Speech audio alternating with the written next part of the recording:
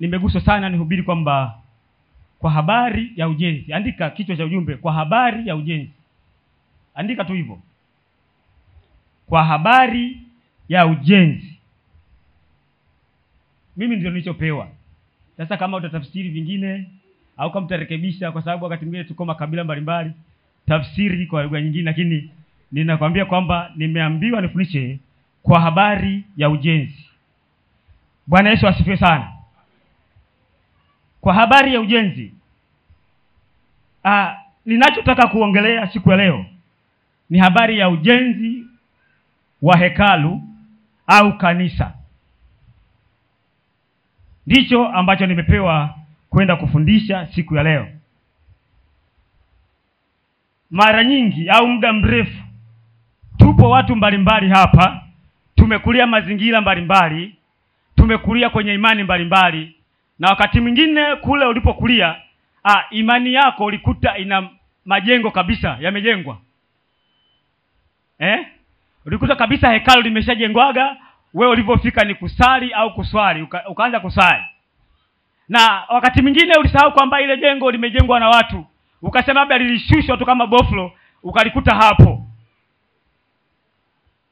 Bwana Yesu asifiwe sana. Yaani wakati mwingine unajiuliza kwamba hili jengo lilijengwa vipi? Walijenga watu au labda ilikuwaje? Wakati mwingine labda lilishushwa tu, ndio kwa mawazo uliokuwa nayo. Lakini leo nataka nikwambie kwamba hilo jengo ambalo ulikuwa unasali, hilo jengo ambalo ulikuwa unaliona, lile jengo alokulia bibi yako na babu yako na baba yako, kwamba lilijengwa na watu kama sisi. Piga makofi ya shangwe na vigelegele. Hata kama ukiona lina ngazi ngapi, hata kama ukiona ni la ghorofa, hata kama ukiona lina malumalu na vitu vingi, lakini lilijengwa kwa mikono ya wanadamu, sio Mungu ndiye alijenga. Sikiliza, tunapoongea kwa habari za ujenzi wa kanisa, watu wengi huwa wanahuzunika, wengi wanavunjika mioyo, wengi wanatawanyika, wengi wanajisikia kwamba mbona tunatumikishwa? Tungeswalia tu kwenye mti, tungeswalia tu kwenye mparachichi, tungeswalia pale kwenye mpapai. Nataka nikwambie kwamba Mungu hapendi uswalia hapo kwenye mpapai wala hapo kwenye mzeituni. Anataka utafute sehemu ambapo itakuwa nzuri, hata mkisali na yeye ashuke ili atutendee miujiza. Piga makofi ya shangwe na vigelegele. Wapendwa, tunapokwenda kujenga kanisa, unaweza kusema nimetumwa na mchungaji. Sijatumwa kabisa. Sijatumwa mimi.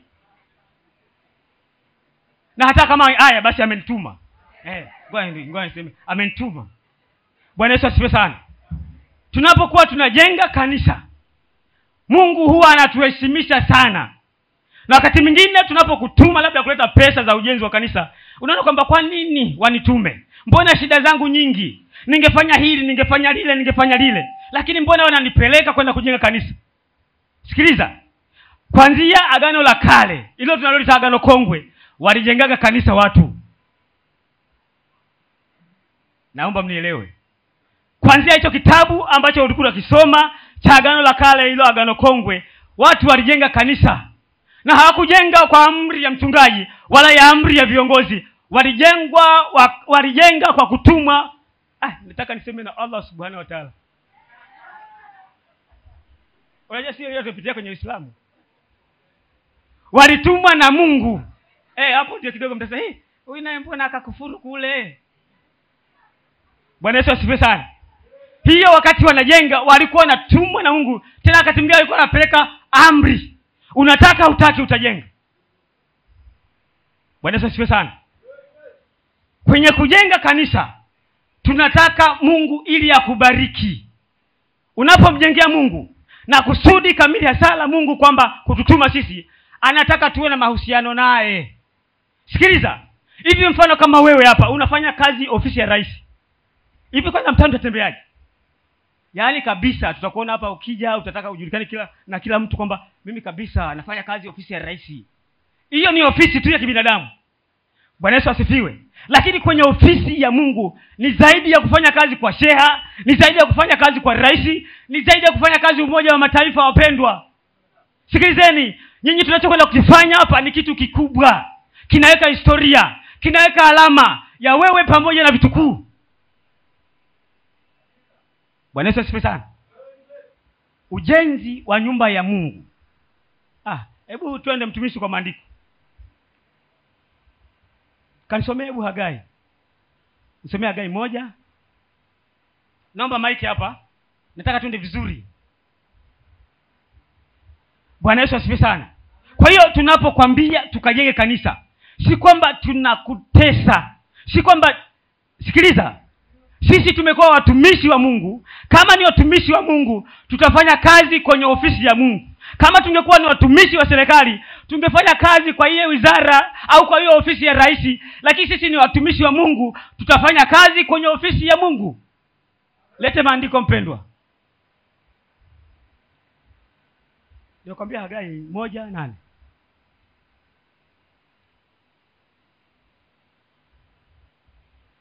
Mungu linasema, pandeni milimani mkalete miti. Tumia maiki. Pandeni milimani mkalete miti, mkaijenge nyumba, nami nitaifurahia, nami nitatukuzwa, asema Bwana. Bwana Yesu asifiwe. Kuna vitu wakati na tafakari, Mungu anawaambia wale watu wa kipindi hicho kwamba pandeni milimani mkalete miti, alafu mje mnijengee nyumba, alafu mimi nikitukuzwa humo najisikia furaha, najisikia raha. Bwana Yesu asifiwe sana. Biblia inaposema pandeni milimani, nikashangaa, nikaanza tafakari, kwa nini hakuambia kwamba nendeni kichaka tu fulani mkaniletee miti? Kwa nini hakuambia jamani tokeni nyie kwenye majumba yenu, nendeni nyuma tu hapo mkanichumia hata kitawi cha mpera mje mnijengee nyumba? Anawaambia nendeni mwituni. Bwana Yesu asifiwe sana. Yaani kama wakati mwingine Mungu asingesema mimi ningetoka hapa ningeleta ule mti wa lileua pale, na mzee mwingine angetoka angeleta pale jani hata mpapaya kaja, Bwana tunataka tukujengee. Lakini anasema kama pandeni, maana yake nini? Alitaka iletwe miti ambayo iko konki, miti ambayo iko vizuri. Sikiliza, sisi mimi nimekaa kijijini. Tunapotaka kukata miti mizuri ya kujengea, huwa hatukatagi nyumbani, huwa hatukatagi kwenye bustani, tunakwendaga mwituni. Mwituni kule kuna miti ukiileta kwenye kujengea hailiwi na wadudu wala mtu haisogelei. Mshawahi kuiona miti hiyo? Kuna mti ukienda kukata hata mchwa hausogelei. Kuna miti kwetu inaitwa mishaka. Huo mti ukiujengea miaka 100 unagonga. Hamna cha siafu, hamna cha mchwa, hamna cha kitu chochote kuugonga ule mti. Sasa ndio hicho Mungu. Kumbe Mungu wetu anapenda vitu vizuri. Tazama, anaonekana kama anawasumbua watu, lakini anataka afanyie kitu kizuri ambacho labda wakati mwingine kinapita hata nyumba zao. Inawezekana wakati mwingine nyumba zao walijengea mipapai, wakati mwingine walijengea mipera, wakati mwingine walijengea hata miti ya midoriani. Lakini yeye anakuambia sitaki hiyo miti, nataka muende mwituni mkaniletee mti ambao uko konki. Kuna miti kwetu kwa inaitwa msungura. Huo msungura kwanza lazima uende na shoka. Ukienda na panga inapinda. Umeenda mlimani, lakini huo msungura hauotagi nyuma ya choo. Huo msungura hauotagi nyuma ya nyumba yako. Huo msungura hauotagi hapa karibu. Watu wanaisafiria, wakati mwingine wanaenda kuweka lago la kukata miti ya kujengea. Wakati mwingine mtu atakaa huko miezi 2. Atakata hii miti ya kupaulia, atakata hizi kenchi, atakata miti ya kujengea, atakata pia fito. Alafu ndio anakodi trekta linaenda kuichukua hiyo miti, linaileta. Huyo mtu akijenga hiyo nyumba tofauti na aliyejengea mparachichi, tofauti aliyejengea mpera, tofauti na aliyejengea mchenza. Bwana Yesu asifiwe. Piga makofi ya shangwe na vigelegele. Hiyo nyumba iliyojengewa miti hiyo inapokuwa pale kijijini, watu wanajua kabisa hii nyumba ni ya thamani, hasio kama za kwetu. Lakini unajengea nyumba mti, ukitaka kupanda kwenye paa unaogopa kushuka nalo. Ujue umejengea mparachichi. Na mparachichi ukipigwa tu kidogo na mvua, ushavunda, unaoza. Wakati nimekuja Zanzibar nikashangaa. Watu wanapasua mbao ya mwembe. Hivi kwani nyinyi kushawahi kupasua mbao ya mwembe kijijini kwenu? Yaani sisi miembe ukizeeka ujifie hapo. Hata kwenye kuni zake hazina makaa mazuri. Lakini tumekuja hapa, yani mwembe unapasuliwa ndio mbao. Huo mwembe ndio tunaezekea. Sasa usi tutakuja shuka nao baada ya muda. Bwana Yesu asifiwe sana. Sisi mwembe kwetu hata kwenye kuni hausiki. Mimi nataka nikitafuta kuni, nikipiga kwenye goti hivi, kama inachanika hivi, inalia, inaacha nyuzi nyuzi. Hii kuni nikiitia jikoni, itaivisha chakula mara moja na makaa yatabaki jikoni. Lakini unapika mkaa, ukipeleka mkono unaweza ukaweka kabisa mkono, yeshaja majivu. Pigeni makofi kwa Bwana, anaongea na sisi. Bwana Yesu asifiwe. Habari ya kujenga kanisa hakuambia mchungaji. Ilibidi Bwana mwenyewe alipoona wanakaa kwenye miti, alipoona wana nyumba ambayo ile kawaida sana, akaambia pandeni mlimani.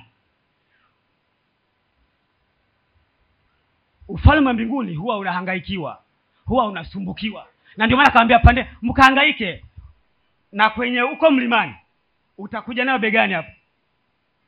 Unajua begani hakuingii gari. Labda milima ya kwenu haina mawe na makorongo. Lakini milima yetu kitu ina mawe, ina makorongo. Utapeleka vipi kikeri? Kikeri bila mzigo hakifiki. Leo umeenda kuibebesha mzigo. Bwana Yesu asifiwe sana. Tukasome Kutoka 25 anzia mstari wa kwanza.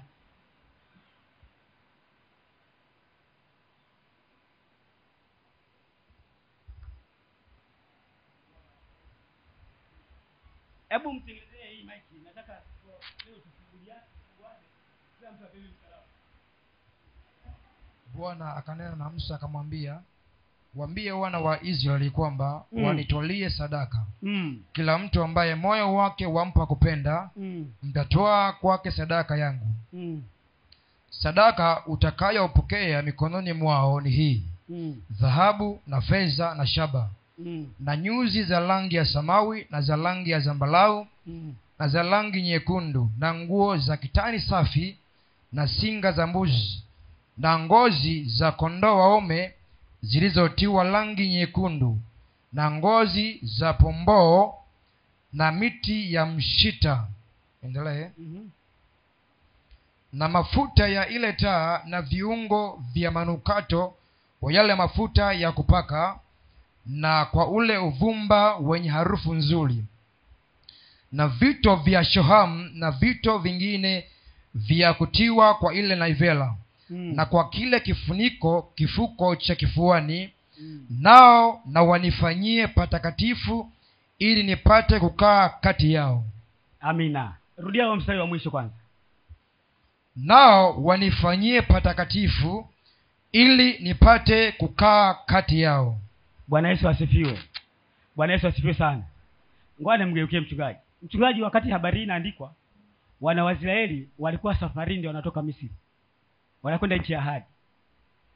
Na nyinyi ngoja niwaambie, wakati habari inaandikwa, wana wa Israeli walikuwa wako safarini, wanatoka Misri kwenda nchi ya ahadi. Sasa iko vipi hapa? Mimi wakati natafakari. Bwana Yesu asifiwe sana. Biblia inatuonyesha hivi. Wewe hebu jifikirie. Nimekwambia watu walikuwa safarini. Jifikirie safarini, alafu Mungu anawastopisha. Anawaambia mnijengee. Hebu zungusha akili yako kwanza. Yaani tupo safarini sisi, alafu Mungu anatusimamisha. Anawaambia nataka mnijengee. Wakati wewe una miaka 20 tunakwambia tujenge, unasema jamani mbona mnatutesa? Hawa wako safarini. Mungu anamwambia Musa kwamba waamuru hawa watu walete sadaka zenu, uzipokee mikononi mwangu kwa ajili ya mimi Mungu. Alafu mkatengeneze patakatifu, patakatifu. Alafu mimi mkisali, alafu nitaingia kwenye mioyo yenu. Mpigie Bwana makofi. Nitakaa na nyinyi. Lakini pointi muhimu kwamba hawa watu wako safarini. Hivi safarini unakujua wewe? Mfano, mchungaji huyu hapa Theobald amesafiri, yuko Morogoro pale. Unafika umetoka Zanzibar, labda unaenda Mwanza. Anakuona kwenye basi. Ambia mwanangu, kuna kanisa pale nimekuta limeanguka. Hebu tutoe 100,000 tukasaidie ile kanisa. Hivi utamuelewa mchungaji? Jamani mchungaji, mimi niko safarini. Ndio nafika tena ananiambia mimi yani nishapanga kabisa bajeti zangu. Hivi unapanga bajeti na wakati una Mungu baada ya kumtolea kwanza Mungu? Sasa ndio inakuja kwamba umefika pale Morogoro anakuambia, "Wanangu, tutoeni sadaka." Yaani kanisa lile nimekuta limewaangukia pale. naomba tutoe tukawasaidia ujenzi. Kwenye kichwa chako unasomaje? Hivi mchungaji hivi kachanganyikiwa hivi, hajui kwamba mimi niko safarini? Sasa Biblia inasema mahala hapa tuliposoma sasa hivi kwamba inasema wana wa Israeli walikuwa safarini, lakini Mungu kwa sababu anapenda kutajwa. Sikiliza, kama wewe unapopenda kutajwa, kama unapopenda kumtaja mchumba wako, kama unapopenda kumtaja mmeo, kama unapopenda kumtaja mkeo, Mungu ni zaidi. Yaani aliona ile safari ya kutwa nzima, inawezekana ya muda fulani, akaona mbona sijatajwa? Yaani hao watu wamesahau kabisa kama huwa wanasali, huwa wanasimama wanasali. Mbona sitajwi? Kila kiwavumilia sasa, mbona sitajwi? Akaambia sikiliza Musa, simamisha msafara. Nataka sadaka kadha, alafu nataka mnijengee. Yaani hiyo jengo mnajenga, alafu bado mko safarini, mtaliacha. Kama wewe unavyowaza kwamba tukijenga kanisa hapa, mimi mwenyewe si mtu akuja tu. Yaani hapa nimekaa miaka yangu 5, baadaye bara. Bwana wewe binadamu wewe. Yaani hasami, yaani mchungaji amekaa tuamrisha tujenge kanisa. Hajui kama mimi nimekuja tafuta huko. Mimi nikimaliza tu mambo yangu, mimi bara. Sasa wakati upo hapa mwanawane, utakuna sali wapi? Na wewe ni Mkristo. Hebu nipigieni makofi hata mimi tu ambaye nimekubali kupokea ujumbe huu na kutumika kwao. Sikiliza, wakati mwingine mtu anaweza kutuma ujumbe kuongea, alafu akaogopa, lakini mimi nimetumwa na mimi naupasua. Nipigieni makofi tena. Bwana Yesu asifiwe. Upo safarini, unakutana na mchungaji. Tena sadaka anaambia kwamba hizo sadaka mtakazozitoa atazipokea Musa kwa ajili yangu mimi. Soma hiyo Biblia ya Kiswahili cha kisasa. Soma hapo. Tuaminishane kabisa kwamba tunahitaji kujenga.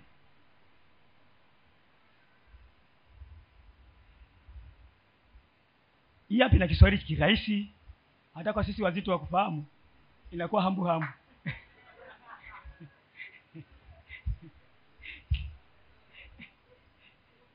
Hambu Kinyamwezi nini? Afadhali.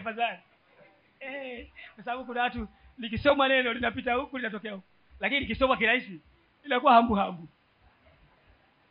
Twende mtumishi. Hiyo Kutoka, hiyo tuliyosoma Kutoka kuanzia mstari wa kwanza. Kutoka 25 mstari wa kwanza. Hii maiki haifanyi kazi. Mimi nataka nini? Wasikie watu. Unasomea hii. Asante. Bwana akamwambia Mose, waambie wana wa Israeli waniletee sadaka. Utapokea sadaka kwa niaba. Aliyomwambia Musa alikuwa nani? Bwana. Sio wazee wake wa kanisa? Sio wale washirika waliotembea nao?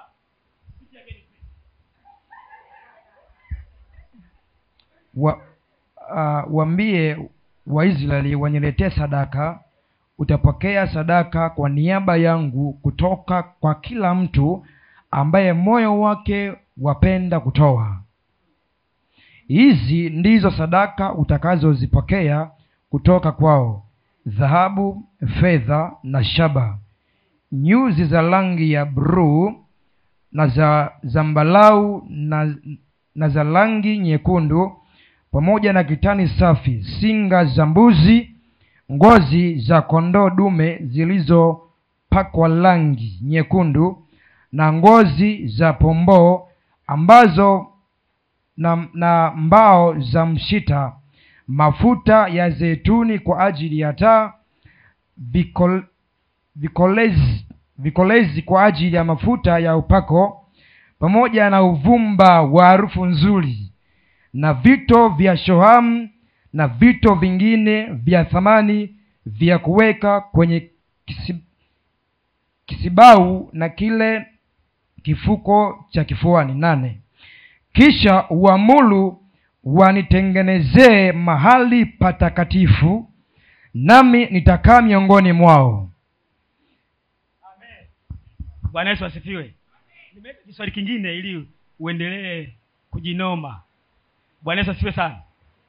Mahala tumesoma ndio hapo kwamba Musa yupo safarini. Hata mwenyewe itakiwa aende kwa Bwana amwambie, Bwana, hivi kweli tupo safarini, hawa watu wamechoka hivi, vitu vingine hawana. Lakini Mungu bado anamwambia kwamba waambie watoe sadaka, alafu mkanijengee madhabahu. Bwana Yesu asifiwe sana. Wapendwa, imefika kipindi cha kumjua Mungu. Na nitaka nikwambie kwamba sisi ndio watumishi wenyewe wa sasa hivi. Tunapokwenda kuambia kwamba tunataka kujenga kanisa, hebu jitolee kwa moyo safi.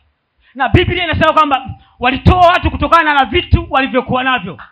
Wakati mwingine hatufanani kipesa, wakati mwingine hatuwezi kufanana kiwango cha utoaji. Basi kile kidogo pia kitowe. Hivi mfano, sisi tumekubaliana hapa tutoe bati 10. Wewe ukasema mimi nina bati 2 tu wenzangu.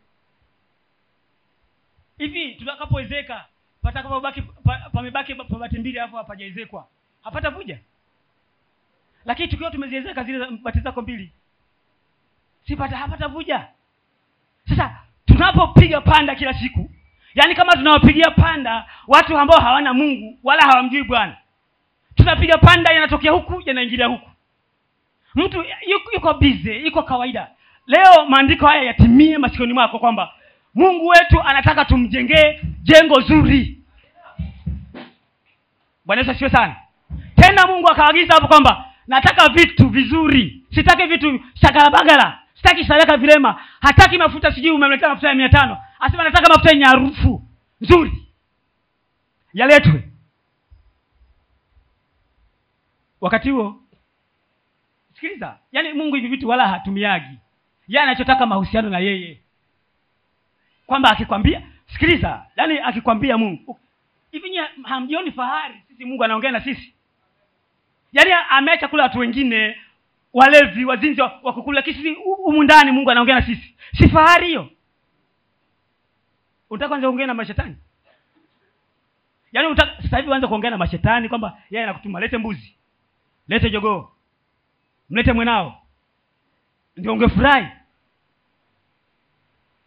Yani sisi hapa hata kama tunatembea popote pale, kwa sababu Bwana anaongea na sisi, tunamtumikia Bwana, tunajiamini 200 na kadhaa kwamba tupo salama ndani mwa Yesu. Pigie Bwana makofi ya shangwe. Lakini tukitumwa vitu vya madhabahuni, sasa hii pesa nani anakula? Hii pesa hadi mchungaji. Na kanisa letu kuna makanisa kama ndi, yani hautaki kuuliza chochote, hutaki hoji. Sisi sadaka za hapa zikitolewa zinahesabiwa. Sasa mnataka nini? Mnataka muongozo na guide?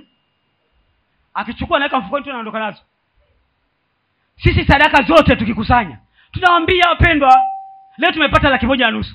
Kama kuna mtu ana quest ana wasiwasi na utumishi wetu, anaiandikia huko.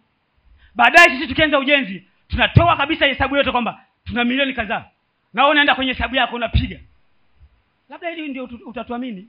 Inawezekana ulitoka sehemu walikuwa wapigaji, mpaka sasa hivi utuamini. Bwana Yesu asifiwe sana. Haleluya. Haleluya. Kwa hiyo unaonaje Mungu anavyopenda kusifiwa? Kwenye safari anapenda yeye atumikiwe.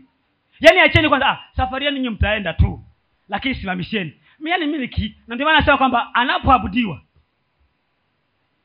huwa anachungulia duniani, aone hata mmoja ambaye anatenda haki. Yaani sasa tukiwa tunasifu hapa, tuko kwenye jengo zuri, yeye Mungu kwake anafurahi. Sasa baba akifurahi vipi? Si lazima tufanikiwe? Hata tusipofanikiwa vya mwingine wakati mwingine, maana watu wengine tufanikiwe kiroho. Mimi mambo yangu yote nifanye, lakini naitaka mbingu. Bwana Yesu asifiwe. Hii ndio utumishi wapendwa. Usijutie. Sasa umeacha pombe, umeacha ni mambo mengine, ndio ushakuwa mtumishi. Sasa kiwa mtumishi umeingia kwenye serikali nyingine, lazima itakuendesha. Na sisi tunaendeshwa na Mungu, ndio huyo anatueleza kwamba jamani nataka hichi, nataka hichi, nataka hichi. Bwana Yesu asifiwe sana. Yaani kabisa hata mchungaji kumbe naye anajua maandiko vizuri.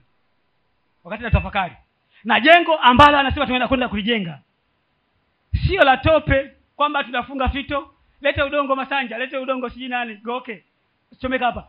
Tunajenga la ghorofa, yaani kiwango ambalo ni cha mwisho kabisa kwa utumiaji wa vitu vya ujenzi. Mfano nao ndio hizo zege, sitakuwa na zege. Sasa unataka tufanyeje?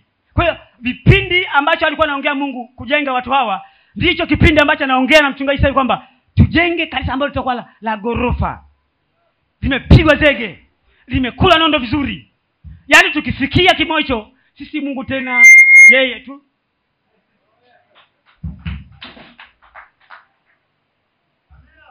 Binti, kijana, jiwekee mikakati, jiwekee ratiba kwamba haiwezekani kabisa mpaka sasa hivi mimi sijatoa. Kati mwingine funga hata siku 2. Tunapiga hesabu kama natumiaga 1400, 12 siku 3, naipeleka nianze na Bwana. Njui Mungu wapendwa. Yaani tukishatoka pale tumepangiana laki moja. Yaani huyu mwenye milioni 5, mwenye milioni 20 anaondoka roho yake safi, kumbe mshamba tu, hajamjua Bwana.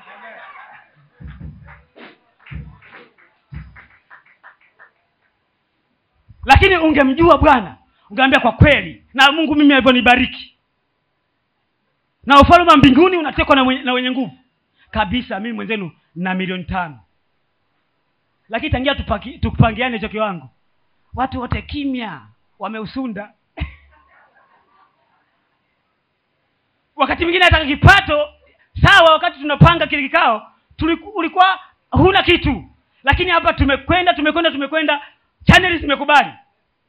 Channel zimekubali, umefanikiwa. Kwa nini usije ukaambia jamani mwenzenu najisi kuongeza kile kiwango kabisa, namjua Bwana najisi kuongeza. Lakini kila mtu kaumbwinya. Hiyo watu ajabu nyinyi. Watu ajabu sisi. Tokea tulipopangiana hizo laki moja, hakuna mtu ambaye akavuka kiwango. Hakuna mtu riziki iliongezeka. Hakuna mtu dili zilifunguka. Tukisema tuulizane, si zipo japo moja. Sasa mbona hujaja? Umekausha tu. Ngoja niwasikilizie. Tunakuona umekauka tu. Leo Bwana anaongea na wewe. Ule mchango kaubadilisha. Bwana Yesu asifiwe sana. Mpendwa, hicho unachokwenda kujenga ni kwa ajili yako wewe.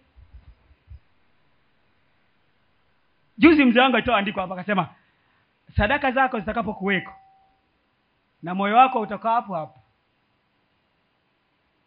Mnaelewa?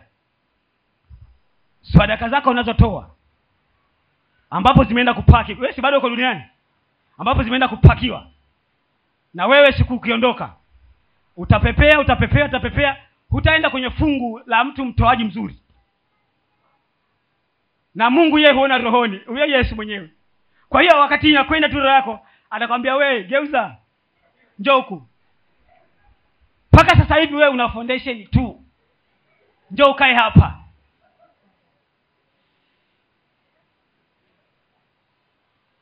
Si tamaza binadamu. Ukienda kule kigorofa cha Amani unasema huko baada anaongea na wengine, ngoja niwahi kule.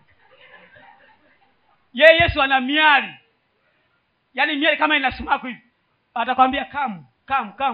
Utaka kupita sijakuona, njoo hapa. Tena foundation yako ulijenga hata saruji ilikuwa mvivu, hujaweka vizuri. Ikipigwa teke inatimka vumbi. Kaa hapa. Bwana Yesu asifiwe.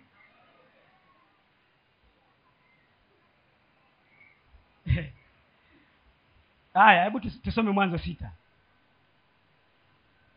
Soma Mwanzo 6 mstari wa 14.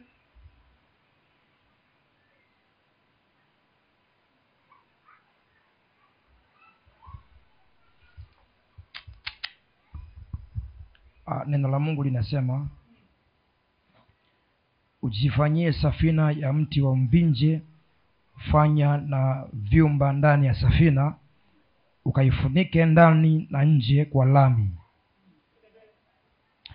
Hivi ndivyo utakavyoifanya: mikono 300 urefu wa safina, mikono 50 upana wake, na mikono 30 kwenda juu kwake.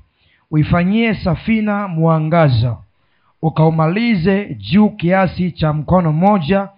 Ukatie mlango wa safina katika ubavu wake.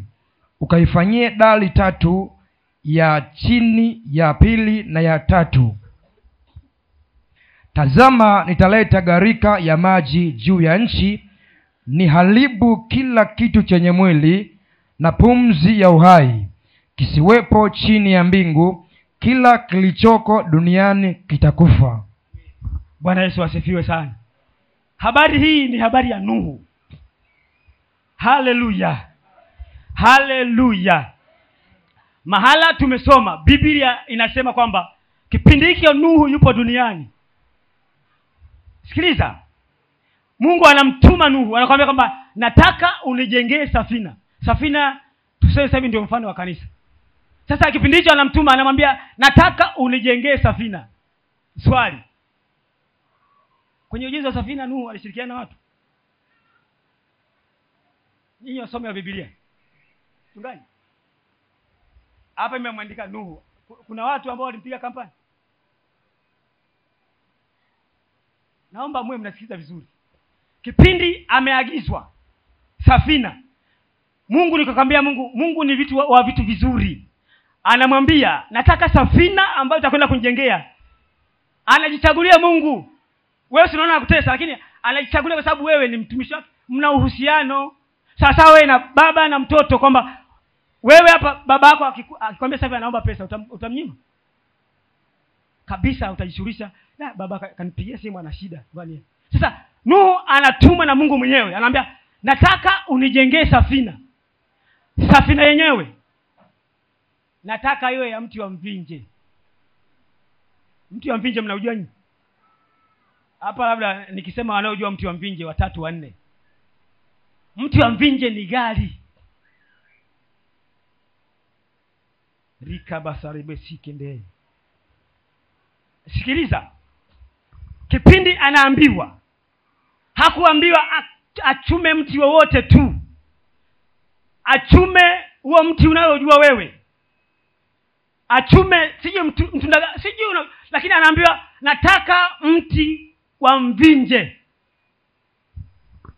Tanzania kipindi cha zamani kidogo mivinje ilikuwepo mingi, lakini yote imeibiwa imepelekwa Ulaya. Mvinje ni mti wenye thamani. Ndiye anachagua Mungu mchungaji. Yaani yeye labda alifikiri hata nani mwenye alifikiri kwamba ataambiwa mambo mepesi. Lakini Mungu anamwambia, anajichagua, anamwambia nataka mvinje. Huo mvinje ndio unakaa karine na karine. Jifikirie gharama ya ujenzi wa safina. Mumeona kwamba tuko kazini. Hii gharama ya kununua mbao alipata wapi? Mungu yeye kishasema kanyamaza. Katoa agizo. Anatoa mpaka vipimo, anakuambia nataka urefu uwe mita ngapi? Urefu uwe mita 300. Mita 300 wasomi hapa na wapi? Yaani Mungu anasema lenyewe. Hapa na wapi? Bwana Yesu asifiwe. Mchungaji anasema kwamba viwanja 3 vya mpira. Hiyo mnajua. Hapa tu moja. Viwanja 3 vya mpira. Hapa mapana na vipi maji? Mapana alikuwaje? Mtumishi. Mapana alikuwa 50. 50 yenyewe inakuwaje? Si ya uwanja wa mpira. Hapa viwanja 3 vya mpira vinafika wapi? Karibu pale barabara. Pale barabara karibu. Tuseme na karibu Kimbi Samaki. Alafu sasa na mapana ndio hiyo mita 50. Kuingiza tumbo hayo na kanda barabara. Yaani na nyama yake pia hataki wasibuke. Lakini agizo lote anampa kwa damu. Hiki tuzimte.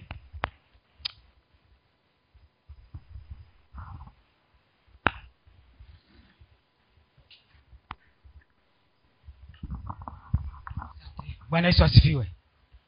Biblia inasema Nuhu akaingia kazini. Hakujali kwamba kuna watu watampiga kampani. Hakujali kwamba kuna watu watamsaidia. Yeye alichojua Bwana ambaye yuna uhusiano naye mzuri. Kazi ikaanza. Anamwambia tena hiyo safina nitakayojenga nataka iwe ya gorofa. Tumesoma pale gorofa 3. Sasa hilo kuaje? Mpaka nikaa na tafakari, nasema kumbe sisi hapa duniani sisi ni wapitaji tu. Hata kama nitajirunikia mali, kumbe mimi natakiwa nimtumikie Bwana. Kipindi ambacho huyu jamaa anajenga safina, hivi unajua alichukua muda gani?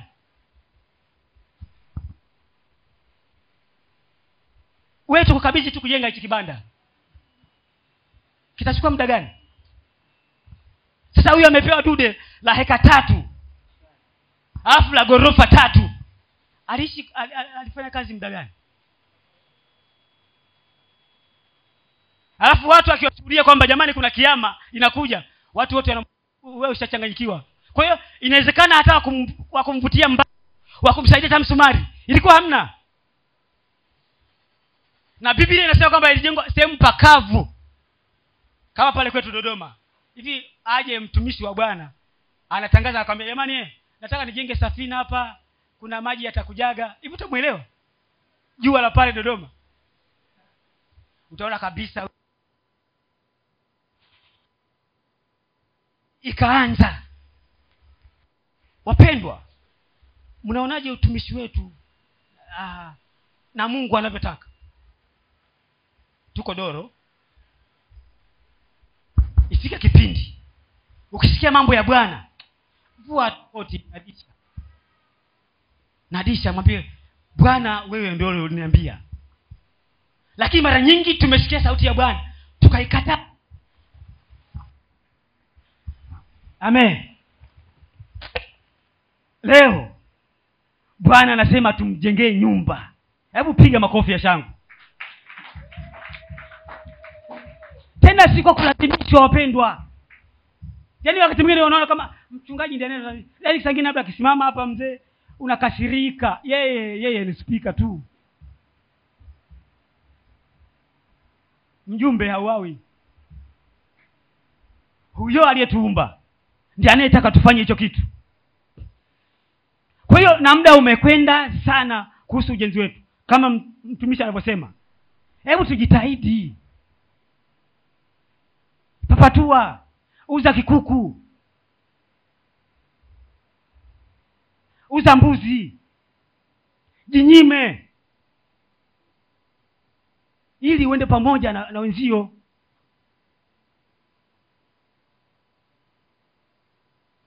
Bwana Yesu asifiwe sana. Kuna mtu ambaye ataongeza kiwango chake kwenye ule mchango wetu?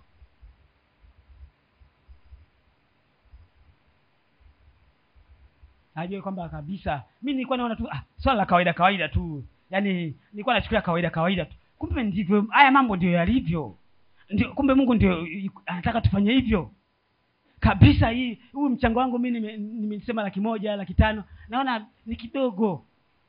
Na Mungu anaponitendea. Nimesema hapa kwamba baba mzazi akikuomba pesa utamnyima.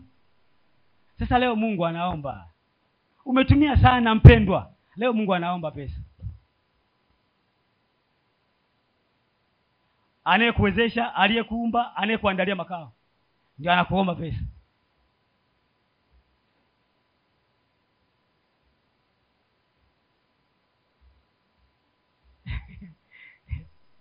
Watu si mna akaunti zimetulia. Kumbe hujui kwamba una kazi. Nikuulize mpendwa, wewe hutaki mahusiano na Mungu? Hutaki mahusiano na Mungu? Sasa mbona hutaki kufanya kazi zake?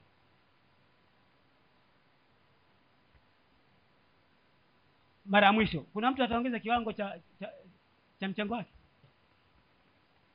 Bwana Yesu asifiwe. Pigi makofi mzee. Mwingine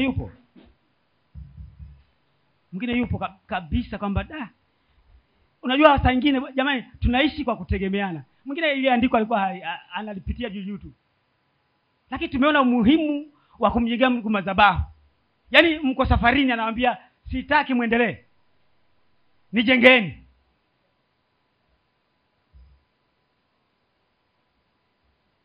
Kuna mwingine? Upo? Wanasifiwe. Pigeni makofi. Unajua wewe mchungaji, mimi najifundisha vitu vingi. Wakati mwingine nimekaa hapo, msionage tu kwamba kila mtu akija kanisani kakaa. Mchungaji ni mnyenyekevu. Huyu. Wakati mwingine huwa namtazamaga anapoiongelea habari ya ujenzi hapo. Yaani kama anaongelea kujenga nyumba yake, anatuomba. Mpaka huyu mchungaji anamjua Mungu. Inawezekana ya maandiko yote yako kifuani. Anajua anachokifanya. Atasimama, atatupamba, atatuongea maneno mazuri. Watu wamedinda nyoyo zao ngumu.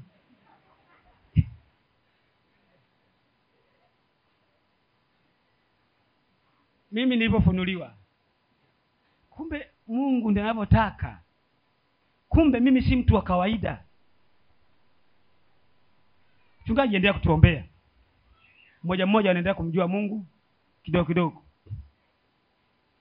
Hatimaye tukamjua Mungu zaidi na zaidi. Yaani ikifika kipindi cha kuambia kutoa, tunajua tunamtolea nani. Lakini wakati mwingine tunatoa tunajua kwamba yaani kama tunabahatisha kama kamari. Sisi ndio jamani, tuna ubaya gani tusiwe watumishi? Si haya maagizo anatuagiza kwamba tumjengee. Ndio aliyomwambia Nuhu. Ndio aliyomwambia Musa. Ndio aliyowaambia wale wapande milimani wakakate miti. Na sisi ndio tunaenda kuyafanya hayo. Sasa tuna tatizo gani? Hatuna tatizo kwa Mungu. Tujipigie makofi.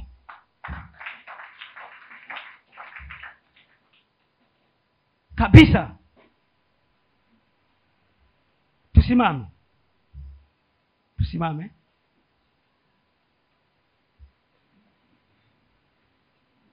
Mimi nashangaa. Watu wa dini sangine wanajitoa kama msikiti. Nikafika mimi Uganda. Amewekea maji, amewekea hivi.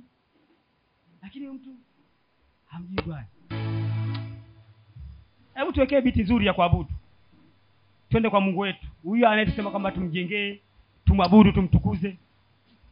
Naomba biti nzuri.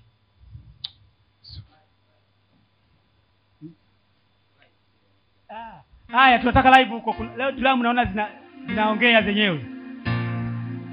Nimechungulia hapo anayepiga drum sijamuona mpaka sasa hivi nani.